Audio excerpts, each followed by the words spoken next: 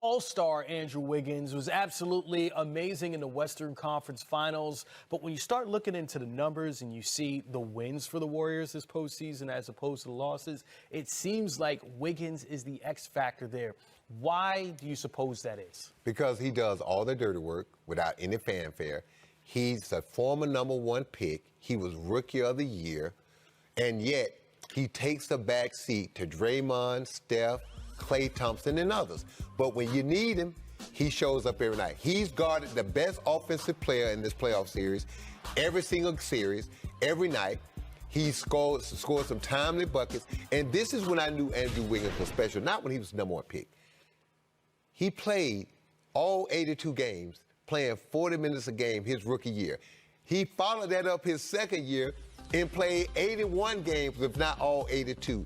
That young man, just because he does it different, because he's not screaming and yelling in people's face or drawing the attention to himself, just because he does it different, doesn't mean that he's a great player. But Sam, why do you suppose it was going to work in Golden State when they were trying to figure out if they should bring him here or not? And then when he was early in his career, the effort he wanted to give on defense. Enlighten us on those two things. Well, the thing that was always amazing to me, people talk about he didn't play hard. I coached Andrew Wiggins for 2 years.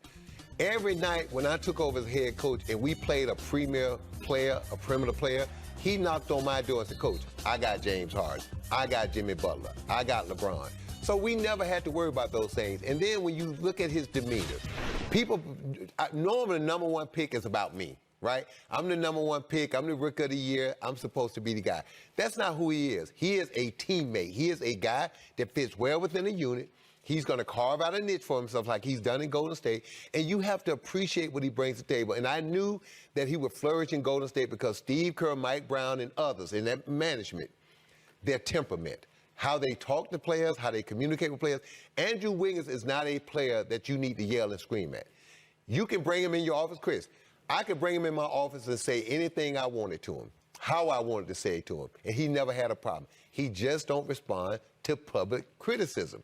And so there are a lot of people like that, and your job as the coach is to figure out what makes each and every player tick on your roster and coach them accordingly.